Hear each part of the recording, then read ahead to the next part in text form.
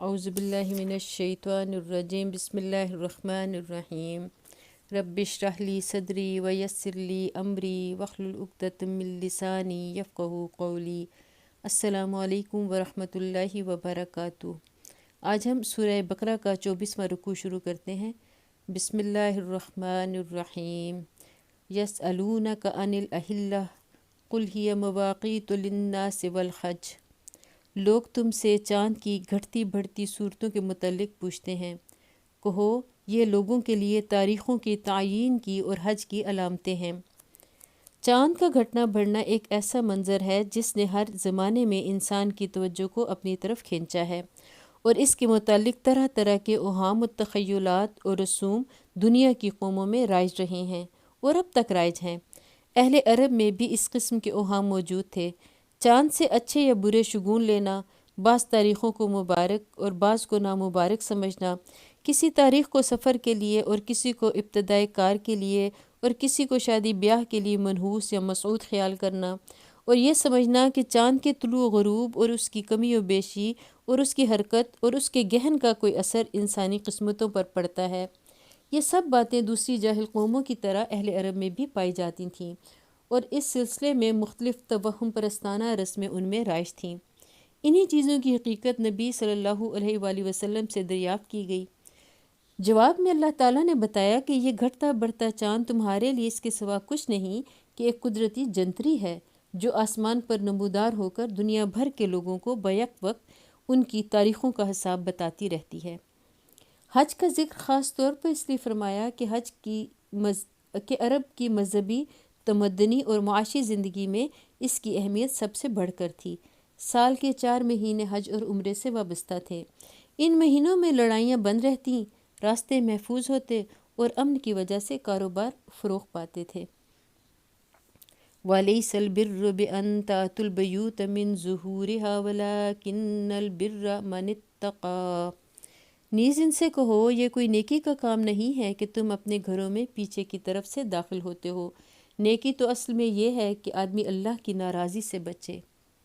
وَأْتُوا الْبُيُوتَ مِنْ أَبْوَابِهَا وَاتَّقُوا اللَّهَ لَعَلَّكُمْ تُفْلِحُونَ۔ لہٰذا تم اپنے گھروں میں دروازے ہی سے آیا کرو، البتہ اللہ سے ڈرتے رہو، شاید کہ تمہیں فلاح نصیب ہو جائے۔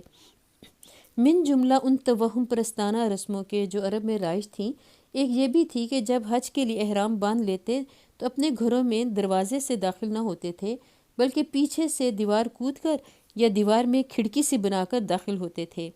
نیز سفر سے واپس آ کر بھی گھروں میں پیچھے سے داخل ہوا کرتے تھے۔ اس آیت میں نہ صرف اس رسم کی تردید کی گئی ہے بلکہ تمام اوہام پر یہ کہہ کر ضرب لگائی گئی ہے کہ نیکی دراصل اللہ سے ڈرنے اور اس کے احکام کی خلاف ورزی سے بچنے کا نام ہے۔ ان بے معنی رسموں کو نیکی سے کوئی واسطہ نہیں جو محض باپ دادا کی اندھی تقلید میں برتی جا رہی ہیں اور جن کا انسان کی سعادت و شقاوت سے کوئی تعلق نہیں ہے۔ وَقَاتِلُوا فِي سَبِيلِ اللَّهِ الَّذِينَ يُقَاتِلُونَكُمْ وَلَا تَعْتَدُوا۔ اور تم اللہ کی راہ میں ان لوگوں سے لڑو جو تم سے لڑتے ہیں، مگر زیادتی نہ کرو۔ یعنی جو لوگ خدا کے کام میں تمہارا راستہ روکتے ہیں اور اس بنا پر تمہارے دشمن بن گئے ہیں کہ تم خدا کی ہدایت کے مطابق نظام زندگی کی اصلاح کرنا چاہتے ہو اور اس اصلاحی کام کی مزاحمت میں جبر و ظلم کی طاقتیں استعمال کر رہے ہیں، ان سے جنگ کرو۔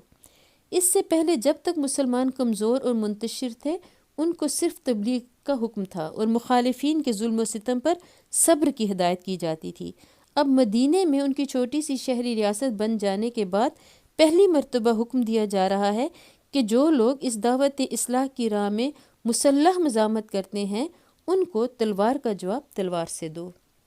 ان اللہ لا يحب المعتدین۔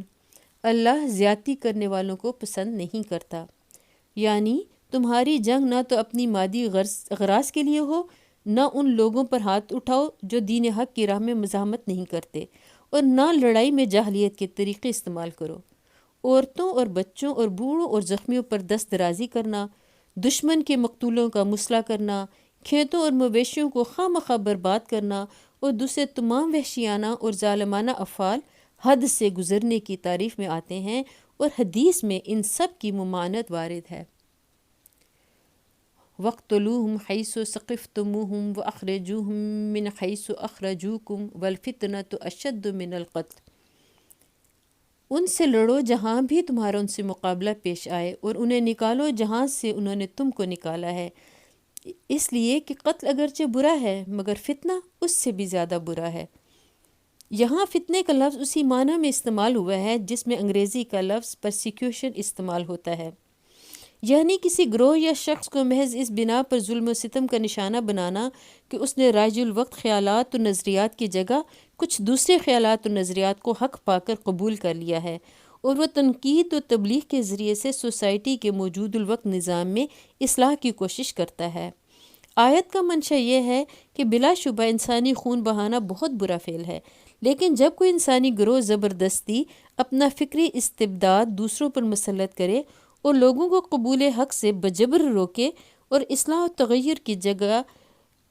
تغیر کی جائز و معقول کوششوں کا مقابلہ دلائل سے کرنے کے بجائے حیوانی طاقتوں سے کرنے لگے، تو وہ قتل کی بنسبت زیادہ سخت برائی کا ارتکاب کرتا ہے، اور ایسے گروہ کو بزور شمشیر ہٹا دینا بالکل جائز ہے۔ وَلَا تُقَاتِلُوهُمْ عِنْدَ الْمَسْجِدِ الْحَرَامِ حَتَّى يُقَاتِلُوكُمْ فِيهِ فَإِنْ قَاتَلُوكُمْ فَاقْتُلُوهُمْ كَذَلِكَ جَزَاءُ الْكَافِرِينَ۔ اور مسجد حرام کے قریب جب تک وہ تم سے نہ لڑیں تم بھی نہ لڑو، مگر جب وہ وہاں لڑنے سے نہ چوکیں تو تم بھی بے تکلف انہیں مارو، کہ ایسے کافروں کی یہی سزا ہے۔ فَإِنِ انْتَهَوْا فَإِنَّ اللَّهَ غَفُورٌ رَحِيمٌ۔ پھر اگر وہ باز آ جائیں تو جان لو کہ اللہ معاف کرنے والا اور رحم فرمانے والا ہے۔ یعنی تم جس خدا پر ایمان لائے ہو اس کی صفت یہ ہے کہ بدتر سے بدتر مجرم اور گناہ گار کو بھی معاف کر دیتا ہے، جب کہ وہ اپنی باغیانہ روش سے باز آ جائے۔ یہی صفت تم اپنے اندر بھی پیدا کرو۔ تمہاری لڑائی انتقام کی پیاس بجھانے کے لیے نہ ہو، بلکہ خدا کے دین کا راستہ صاف کرنے کے لیے ہو۔ جب تک کوئی گروہ راہ خدا میں مزاحم رہے، بس اسی وقت تک اس سے تمہاری لڑائی بھی رہے، اور جب وہ اپنا رویہ چھوڑ دے تو تمہارا ہاتھ بھی پھر اس پر نہ اٹھے۔ وَقَاتِلُوهُمْ حَتَّى لَا تَكُونَ فِتْنَةٌ وَيَكُونَ الدِّينُ لِلَّهِ۔ تم ان سے لڑتے رہو یہاں تک کہ فتنہ باقی نہ رہے اور دین اللہ کے لیے ہو جائے۔ یہاں فتنہ کا لفظ اوپر کے معنی سے ذرا مختلف معنی میں استعمال ہوا ہے۔ سیاق و سباق سے صاف ظاہر ہے کہ اس مقام پر فتنے سے مراد وہ حالت ہے جس میں دین اللہ کے بجائے کسی اور کے لیے ہو، اور لڑائی کا مقصد یہ ہو کہ یہ فتنہ ختم ہو جائے اور دین صرف اللہ کے لیے ہو۔ پھر جب ہم لفظ دین کی تحقیق کرتے ہیں تو معلوم ہوتا ہے کہ عربی زبان میں دین کے معنی اطاعت کے ہیں، اور اصطلاحاً اس سے مراد وہ نظام زندگی ہے جو کسی کو بالا تر مان کر اس کے احکام و قوانین کی پیروی میں اختیار کیا جائے۔ پس دین کی اس تشریح سے یہ بات خود بخود واضح ہو جاتی ہے کہ سوسائٹی کی وہ حالت جس میں بندوں پر بندوں کی خدائی و فرما روائی قائم ہو، اور جس میں اللہ کے قانون کے مطابق زندگی بسر کرنا ممکن نہ رہے، فتنے کی حالت ہے۔ اور اسلامی جنگ کا مطمع نظر یہ ہے کہ اس فتنے کی جگہ ایسی حالت قائم ہو جس میں بندے صرف قانون الہی کے مطیع بن کر رہیں۔ فَإِنِ انْتَهَوْا فَلَا عُدْوَانَ إِلَّا عَلَى الظَّالِمِينَ۔ اور اگر وہ باز آ جائیں تو سمجھ لو کہ ظالموں کے سوا اور کسی پر دست درازی روا نہیں۔ باز آ جانے سے مراد کافروں کا اپنے کفر و شرک سے باز آ جانا نہیں، بلکہ فتنے سے باز آ جانا ہے۔ کافر، مشرک، دہریے، ہر ایک کو اختیار ہے کہ اپنا جو عقیدہ رکھتا ہے رکھے، اور جس کی چاہے عبادت کرے یا کسی کی نہ کرے۔ اس گمراہی سے اس کو نکالنے کے لیے ہم اسے فہمائش اور نصیحت کریں گے، مگر اس سے لڑیں گے نہیں۔ لیکن اسے یہ حق ہرگز نہیں ہے کہ خدا کی زمین پر خدا کے قانون کے بجائے اپنے باطل قوانین جاری کرے اور خدا کے بندوں کو غیر از خدا کسی کا بندہ بنائے۔ اس فتنے کو دفع کرنے کے لیے حسب موقع اور حسب امکان تبلیغ اور شمشیر دونوں سے کام لیا جائے گا، اور مومن اس وقت تک چین سے نہ بیٹھے گا جب تک کفار اپنے اس فتنے سے باز نہ آ جائیں۔ اور اللہ تعالیٰ نے یہ جو فرمایا کہ اگر وہ باز آ جائیں تو ظالموں کے سوا کسی پر دست درازی روا نہیں۔ تو اس سے یہ اشارہ نکلتا ہے کہ جب نظام باطل کی جگہ نظام حق قائم ہو جائے تو عام لوگوں کو تو معاف کر دیا جائے، لیکن ایسے لوگوں کو سزا دینے میں اہل حق بجانب ہوں گے جنہوں نے اپنے دور اقتدار میں نظام حق کا راستہ روکنے کے لیے ظلم و ستم کی حد کر دی ہو۔ اگرچہ اس معاملے میں بھی مومنین صالحین کو زیب یہی دیتا ہے کہ عفو درگزر سے کام لیں اور فتح یاب ہو کر ظالموں سے انتقام نہ لیں، مگر جن کے جرائم کی فہرست بہت ہی زیادہ سیاہ ہو ان کو سزا دینا بالکل جائز ہے۔ اور اس اجازت سے خود نبی صلی اللہ علیہ وآلہ وسلم نے فائدہ اٹھایا ہے، جن سے بڑھ کر عفو درگزر کسی کے شایان شان نہ تھا۔ الشہر الحرام بالشہر الحرام والحرمات قصاص، ماہ حرام کا بدلہ ماہ حرام ہی ہے اور تمام حرمتوں کا لحاظ برابری کے ساتھ ہوگا۔ اہل عرب میں حضرت ابراہیم علیہ السلام کے وقت سے یہ قاعدہ چلا رہا تھا کہ ذی القعدہ، ذی الحج اور محرم کے 3 مہینے حج کے لیے مختص تھے اور رجب کا مہینہ عمرے کے لیے خاص کیا گیا تھا، اور ان 4 مہینوں میں جنگ اور قتل و غارت گری ممنوع تھی تاکہ زائرین کعبہ امن و امان کے ساتھ خدا کے گھر تک جائیں اور اپنے گھروں کو واپس ہو سکیں۔ اس بنا پر ان مہینوں کو حرام مہینے کہا جاتا تھا، یعنی حرمت والے مہینے۔ آیت کا منشا یہ ہے کہ ماہ حرام کی حرمت کا لحاظ کفار کریں تو مسلمان بھی کریں، اور اگر وہ اس حرمت کو نظر انداز کر کے کسی حرام مہینے میں مسلمانوں پر دست درازی کر گزریں تو پھر مسلمان بھی ماہ حرام میں بدلہ لینے کے مجاز ہیں۔ اس اجازت کی ضرورت خاص طور پر اس وجہ سے پیش آ گئی تھی کہ اہل عرب نے جنگ و جدل اور لوٹ مار کی خاطر نسی کا قاعدہ بنا رکھا تھا، جس کی روح سے وہ اگر کسی سے انتقام لینے کے لیے یا غارت گری کرنے کے لیے جنگ چھیڑنا چاہتے تھے تو کسی حرام مہینے میں اس پر چھاپا مار دیتے اور پھر اس مہینے کی جگہ کسی دوسرے حلال مہینے کو حرام کر کے گویا اس حرمت کا بدلہ پورا کر دیتے تھے۔ اس بنا پر مسلمانوں کے سامنے یہ سوال پیدا ہوا کہ اگر کفار اپنے نسی کے ہیلے کو کام میں لا کر کسی حرام مہینے میں جنگی کارروائی کر بیٹھیں تو اس صورت میں کیا کیا جائے؟ اسی سوال کا جواب اس آیت میں دیا گیا ہے۔ وَأَنفِقُوا فِي سَبِيلِ اللَّهِ وَلَا تُلْقُوا بِأَيْدِيكُمْ إِلَى التَّهْلُكَةِ، اللہ کی راہ میں خرچ کرو اور اپنے ہاتھوں اپنے آپ کو ہلاکت میں نہ ڈالو۔ اللہ کی راہ میں خرچ کرنے سے مراد اللہ کے دین کو قائم کرنے کی سعی و جہد میں مالی قربانیاں کرنا ہے۔ آیت کا مطلب یہ ہے کہ اگر تم خدا کے دین کو سربلند کرنے کے لیے اپنا مال خرچ نہ کرو گے اور اس کے مقابلے میں اپنے ذاتی مفاد کو عزیز رکھو گے تو یہ تمہارے لیے دنیا میں بھی موجب ہلاکت ہوگا اور آخرت میں بھی۔ دنیا میں تو کفار سے مغلوب اور ذلیل ہو کر رہوگے اور آخرت میں تم سے سخت باز پرس ہوگی۔ وَأَحْسِنُوا إِنَّ اللَّهَ يُحِبُّ الْمُحْسِنِينَ، احسان کا طریقہ اختیار کرو کہ اللہ محسنوں کو پسند کرتا ہے۔ احسان کا لفظ حسن سے نکلا ہے، جس کے معنی کسی کام کو خوبی کے ساتھ کرنے کے ہیں۔ عمل کا ایک درجہ یہ ہے کہ آدمی کے سپرد جو خدمت ہو اسے بس کر دے، اور دوسرا درجہ یہ ہے کہ اسے خوبی کے ساتھ کرے، اپنی پوری قابلیت اور اپنے تمام وسائل اس میں صرف کر دے اور دل و جان سے اس کی تکمیل کی کوشش کرے۔ پہلا درجہ محض طاعت کا درجہ ہے، جس کے لیے صرف تقوی اور خوف کافی ہو جاتا ہے، اور دوسرا درجہ احسان کا درجہ ہے، جس کے لیے محبت اور گہرا قلبی لگاؤ درکار ہوتا ہے۔ وَأَتِمُّوا الْحَجَّ وَالْعُمْرَةَ لِلَّهِ فَإِنْ أُحْصِرْتُمْ فَمَا اسْتَيْسَرَ مِنَ الْهَدْيِ وَلَا تَحْلِقُوا رُؤُوسَكُمْ حَتَّى يَبْلُغَ الْهَدْيُ مَحِلَّهُ، اللہ کی خوشنودی کے لیے جب حج اور عمرے کی نیت کرو تو اسے پورا کرو، اور اگر کہیں گر جاؤ تو جو قربانی میسر آئے اللہ کی جناب میں پیش کرو، اور اپنے سر نہ مونڈو جب تک کہ قربانی اپنی جگہ نہ پہنچ جائے۔ یعنی اگر راستے میں کوئی ایسا سبب پیش آ جائے جس کی وجہ سے آگے جانا غیر ممکن ہو اور مجبوراً رک جانا پڑے، تو اونٹ، گائے، بکری میں سے جو جانور بھی میسر ہو اللہ کے لیے قربان کر دو۔